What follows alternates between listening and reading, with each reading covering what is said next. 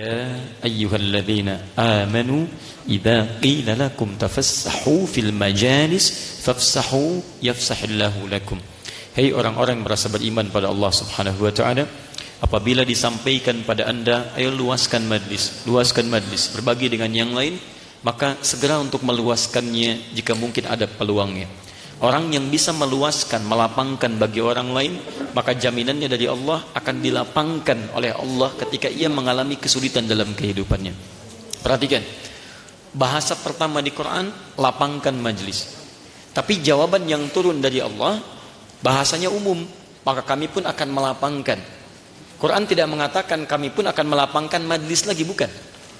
Lihat, kejadian khusus, jawaban sifatnya umum. Ini memberikan gambaran bahwa kadang-kadang kita anggap ringan satu pekerjaan, padahal boleh jadi dari yang ringan itu ada sesuatu yang berat terjadi di masa depan. Justru dengan amalan ringan itu menjadi terpecahkan dalam kehidupan kita. Masya Allah, malam ini dari sekian banyak orang yang hidup di bumi, kita yang diberikan kesempatan oleh Allah untuk mengamalkan ayat itu. Dan semoga dengan amalan ayat ini ada beberapa hal-hal yang Allah kabulkan dalam kehidupan. Mungkin dengan itu semua kesulitan yang kita bawa sampai malam ini dilapangkan oleh Allah Subhanahu wa taala, dan semoga minimal Allah berkenan meninggikan derajat kita. Karena ayat itu ditutup dengan kalimat yarfa'illahu alladhina amanu minkum walladzina utul ilma darajat. Allah akan berkenan mengangkat paling minimal derajat orang-orang beriman dan yang diberi pengetahuan dengan cara ia belajar. Teman-teman, ayat ini menggunakan huruf waw. Waw itu artinya bisa dia terpisah 1 dan 2. Jadi Allah bisa mengangkat derajat orang beriman dan juga mengangkat orang yang belajar pengetahuan. Jadi kalau Anda ingin diangkat derajatnya oleh Allah, Anda tingkatkan iman atau Anda belajar pengetahuan. Malam ini kita menggabungkan keduanya. Siapa di antara kita malam ini yang tidak beriman di hadapan Allah Subhanahu wa taala? Perhatikan teman-teman, dalam hujan saja kita sholat di masjid. Dalam bawahnya tergenang air, kita buktikan kita sholat. Itu tandanya kekuatan iman kita. Karena pembuktian iman pertama di Quran menggunakan kalimat sholat. Kalimat iman pertama di Quran bersanding dengan kalimat sholat. Al-Baqarah ayat ketiga. Alladzina yu'minuna bil ghaib wa yuqimunas shalah. Ketika seorang yakin dengan Allah walaupun tak tampak dalam pandangannya, ghaib. Iman itu yakin pada yang belum terlihat. Kalau kelihatan disebut ilmu namanya. Ini apa? Gelas. Anda sebut ini gelas karena Anda lihat, itu ilmu namanya. Tapi kalau ada orang yakin tak terlihat, itu iman namanya. Bagaimana pembuktian keyakinannya? Dia sholat. Di sholat pembuktian keimanan kita di hadapan Allah Subhanahu wa taala. Semakin kualitas sholatnya bagus, semakin kuat imannya. Teman-teman, ada orang gerimis saja, dia nggak mau ke masjid. Anda dikasih genangan masih mau ke masjid. Ini menunjukkan ada peningkatan iman. Allah menginginkan malam itu iman kita naik dari level yang biasanya. Tapi yang paling menarik, dan saat bersamaan ayat ini pun berlaku untuk kita. Walladzina utul ilma darajat. Dia beriman, dia salat, dan dia berusaha mendapatkan pengetahuan dari Allah Subhanahu wa taala. Alhamdulillah, demi Allah saya katakan, banyak orang berdoa supaya hujan reda, tapi Allah berkehendak lain karena ingin memberikan satu anugerah di ayat ini yang belum tentu selama hidup kita pernah mendapatkan praktek dan ujiannya. Semoga isi ayat ini diberikan anugerahnya kepada kita oleh Allah Subhanahu wa taala insyaallah. Biasanya kalau orang dapat hadiah, semakin semangat, semakin pesimis. Semakin malas, semakin rajin. Anda baru dapat hadiah dari Allah. Karena itu tidak ada alasan untuk mengeluh. Jangan sampai setelah pulang kajian, dari mana tadi? Banjir. Masya Allah.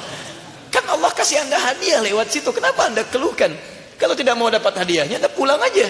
Justru Anda dipilih oleh Allah untuk mendapatkan sesuatu. Jadi kalau pulang dari sini Anda masih mengeluh, ada yang salah dalam pahala Anda di situ. Jelas sampai sini?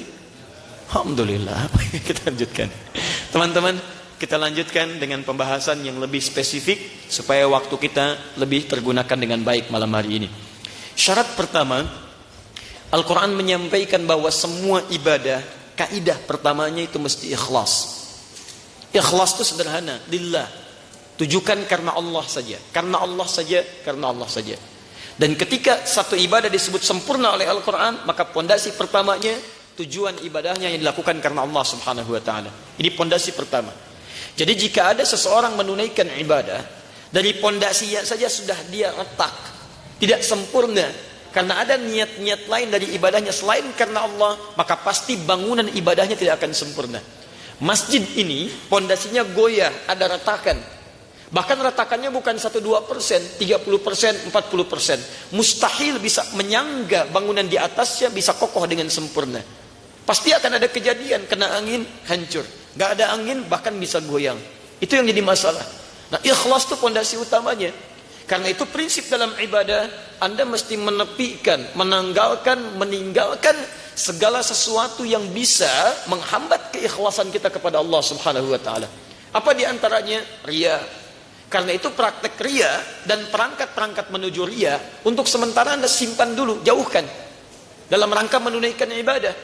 Misal, mohon maaf, unsur riya secara singkat diterjemahkan oleh para ulama dari keterangan Quran secara singkat, ingin diketahui oleh orang lain, ingin diketahui oleh selain Allah, ingin dilihat, ingin dikenal, ingin dipuji, ingin macam-macam. Itu umumnya riya. Karena itu segala perangkat-perangkat yang membuat Anda bisa terjebak dalam perbuatan tadi, saat ibadah Anda tepikan dulu. Misal, mohon izin, mohon maaf. Ya, mohon maaf sebesar-besarnya. Anda saat tawaf ibadah bukan? Saat sa'i ibadah bukan? Saat tahallul ibadah bukan? Baik, Anda ibadahnya ingin diketahui Allah atau ingin diketahui manusia? Kalau ingin diketahui Allah, kenapa kemudian Anda pamer kepada manusia? Labbaik Allahumma labbaik, labbaik Allahumma labbaik. Kalau pindah kiri sini, pindah kiri sana, pindah sini gini.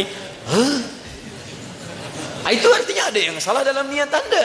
Sebab kalau niat Anda karena Allah, Anda nggak akan peduli dengan manusia. Urusan saya sekarang sedang dengan Allah. Ada orang sedang sholatnya live. Allahu Akbar. Oh, Masya Allah. Sami Allahu liman hamidah. Gak ada yang begitu. Makanya Anda mesti bedakan kapan saat ibadah, kapan selesai ibadah. Anda tidak dilarang dipoto di depan Masjidil Haram, gak dilarang. Cuman kapan saatnya? Saat Anda selesai dari ibadah. Tapi kalau Anda sedang ibadah, berarti Anda sedang berada dalam proses ritual. Dan syarat pertamanya adalah tinggalkan segala hal yang bisa mengotori ibadah Anda. Ya, bisa mengotori keikhlasan kita, itu poin pertamanya. Jadi kalau saya sih dengan teman-teman jamaah sering saya dikatakan tidak boleh keluar handphone saat tawaf, gak boleh keluar handphone saat sa'i, gak ada istilahnya live. Setelah selesai silahkan mau Anda foto, mau macam-macam, gak ada masalah. Tapi saat ibadah tidak ada istilahnya ibadah hubungan dengan makhluk. Itu poin pertamanya. Awas, hati-hati, karena pondasi itu bagian terpenting dalam bangunan, baik bangunan fisik ataupun bangunan metafisik, bangunan ibadah. Maka ingat baik-baik, bahasa Qur'annya pun bisa menghasilkan, hati-hati betul ya, hati-hati, konsekuensi yang fatal. Salah satu yang paling bahaya, bisa seketika dibatalkan ibadahnya oleh Allah Subhanahu wa taala. Karena riya itu. Quran surah kedua Al-Baqarah ayat 264 paling kiri sebelah bawah. Kita sedang bicara hukum ya, kita tidak sedang menilai seseorang, kita bicara hukum. Artinya kalau hukum sudah paham, perbuatan-perbuatan itu kita tepikan, kita perbaiki diri kita di situ. Kembalikan lihat, ya ayyuhalladzina amanu, hai orang-orang yang telah menyatakan dirinya beriman pada Allah. Ayat ini hanya bagi yang beriman saja. Kalau merasa tidak beriman, nggak apa-apa, nggak peduli dengan ayat ini. Ayat ini berlaku untuk yang beriman. Jadi kalau Anda merasa sudah beriman, berarti ayat ini berlaku untuk Anda. La tubtilu sadaqatikum bil manni wal adha. Jangan engkau gugurkan sadaqatikum. Sadaqat jamak dari kata sadaqah. Apa itu sadaqah? Sadaqah itu bukan hanya mengeluarkan uang untuk diberikan, bukan. Dalam bahasa fikih, kullu ma'rufin sadaqah. Setiap perbuatan baik bernilai ibadah yang dikerjakan disebut sadaqah. Zakat sebutannya sadaqah. Quran surah ke-9 ayat ke-60.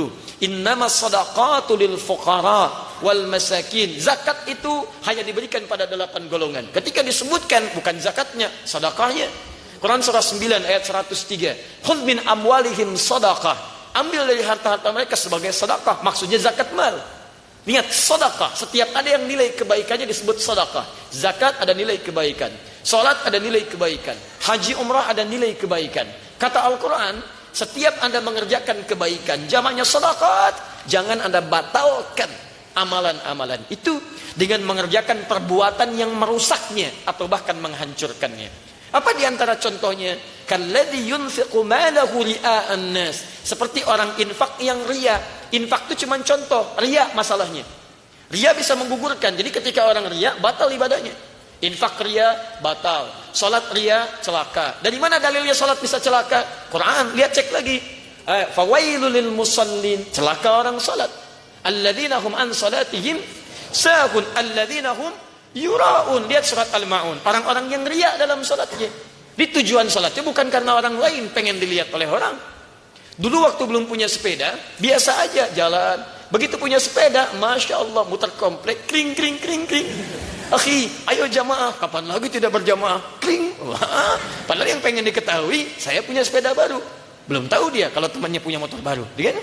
Nah, ini teman-teman sekalian, riya dalam sholat. Riya dalam umrah, ada enggak? Ada. Riya dalam haji, ada enggak? Ada. Ada. Dan itu tipis, karena setiap orang bisa merasakan itu. Silahkan cek. Sekarang kita ketahui, orang tawaf sudah live. Orang sa'i sudah live. Bahkan belum berangkat sudah riya. Anda, sekali lagi, lihat kalimat saya. Anda, hak Anda, dan tidak salah.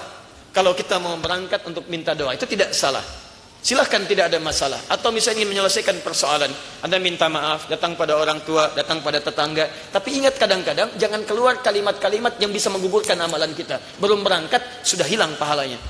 Kita kumpulkan orang, kita datangi, alhamdulillah, tapi kalimat dijaga.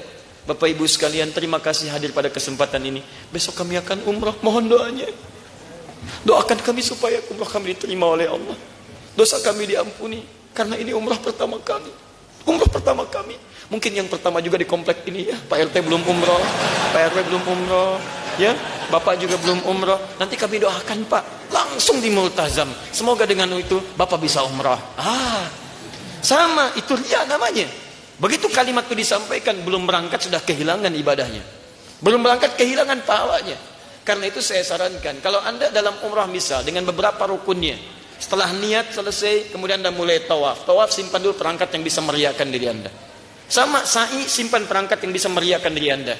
Itu kan ibadah itu dibagi 3. Ada ibadah fisik saja, nggak pakai uang, nggak pakai harta, seperti sholat. Ada orang sholat bayar. Sami Allahu liman hamidah 1000, nggak ada. Sholat ya sholat, itu ibadah fisik namanya. Kedua, ada ibadah harta, zakat ibadah harta, infak ibadah harta. Baik, ada ibadah menggabungkan antara fisik dengan harta. Dua-duanya kumpul. Seperti apa? Haji dan umrah. Anda jangan kira berangkat haji nggak pakai biaya. Anda jangan kira berangkat umrah tidak pakai biaya. Ada yang jual sawah, ada yang jual kebun, tenaganya, waktunya. Berapa hari Anda di sana? Lalu apakah Anda ingin habiskan itu semua hanya karena persoalan yang kelihatan kecil tapi hilang pahala Anda? Karena saya sarankan pada Anda, kalau masih dalam taraf ritual, simpan semuanya itu. Jangan pertaruhkan dan jangan gugurkan amalan berat Anda yang pahalanya pun begitu luar biasa. Bukankah umrah satu ke yang lainnya menggugurkan dosa-dosa? Bukankah umrah yang baru pertama dikerjakan bisa berpeluang menghadirkan ampunan dari Allah Subhanahu wa taala? Apa Anda mau tukar ampunan hanya dengan peringatan orang yang tahu tentang Anda ibadah? Sayang. Begitu mau tawaf, orang ke Hajar Aswad, ceklik, sedang mau tawaf. Balik sini. Paham ya? Jadi ini bagian pertama. Jadi segala perangkat yang bisa menggugurkan keikhlasan Anda tepikan.